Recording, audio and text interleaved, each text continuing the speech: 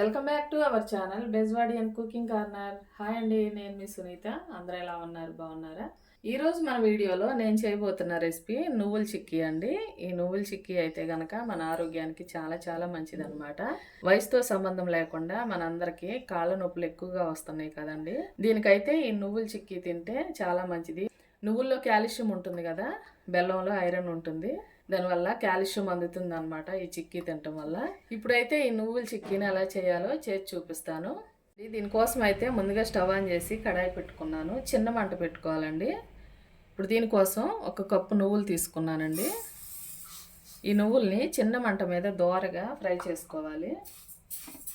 నువ్వులు మాడకుండా నిదానంగా దోరగా ఫ్రై చేసుకోవాలండి. చూసారు కదండి, నువ్వులు అయితే చక్కగా ఫ్రై అయిపోయినాయి. తీసేసుకున్నాము. నువ్వులను తీసేసుకున్నాం కదండి. ఇప్పుడైతే 1 కప్పు నువ్వులు తీసుకున్నాను. అదే కప్పుతో 1 కప్పు బెల్లం తీసుకుంటున్నానండి. ఈ బెల్లాన్ని కడాయిలో వేసేసుకొని కొంచెం వాటర్ కూడా యాడ్ చేసుకొని బెల్లాన్ని కరిగించుకున్నాము. బెల్లంలో డస్ట్ ఉంటుంది కదండి, అందుకోసమని కొంచెం కరిగించుకొని వడకట్టుకోవాలి. చూసారు కదండి, బెల్లం అయితే కరిగిపోయింది. ఇప్పుడు దీన్ని వడకట్టుకుంటాను. బెల్లాన్ని అయితే నీట్గా వడకట్టుకున్నాను. దగ్గరగా అవుతుందండి. 1 స్పూన్ నెయ్యి వేసుకుంటున్నానండి. కొంచెం యాలకుల పొడి, చిటికెడు వంట సోడా అండి. పాకం అయితే రెడీ అయిపోయిందండి, చూపిస్తాను మీకు.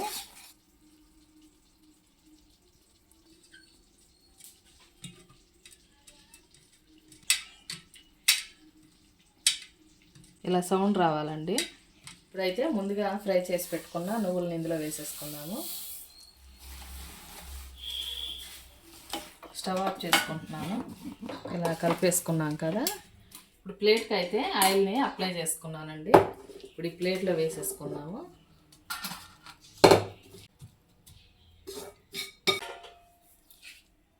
త్వరగా గట్టిగా అయిపోతుందండి, అందుకని తొందరగా స్ప్రెడ్ చేసుకోవాలి.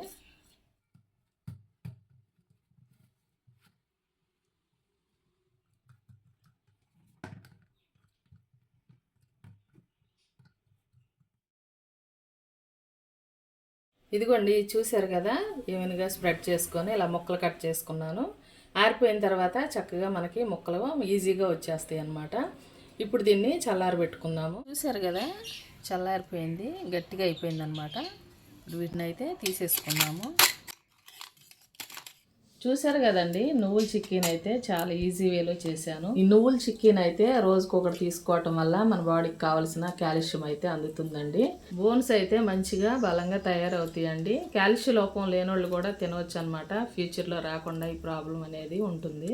నేను చేసిన విధానం చూశారు కదండి, డెఫినెట్గా ట్రై చేయండి. బయట కొనే పని లేకుండా ఇంట్లోనే నీట్గా ప్రిపేర్ చేసుకోవచ్చు. చూసారు కదండి, ఈ రోజుకైతే ఇంతే రెసిపీ. మరో మంచి రెసిపీతో మళ్ళీ మీ ముందుకు వస్తాను. మా వీడియోస్ కనుక మీకు నచ్చినట్లయితే ప్లీజ్ ఒక లైక్ చేసి సపోర్ట్ చేయండి. థ్యాంక్ యూ అండి.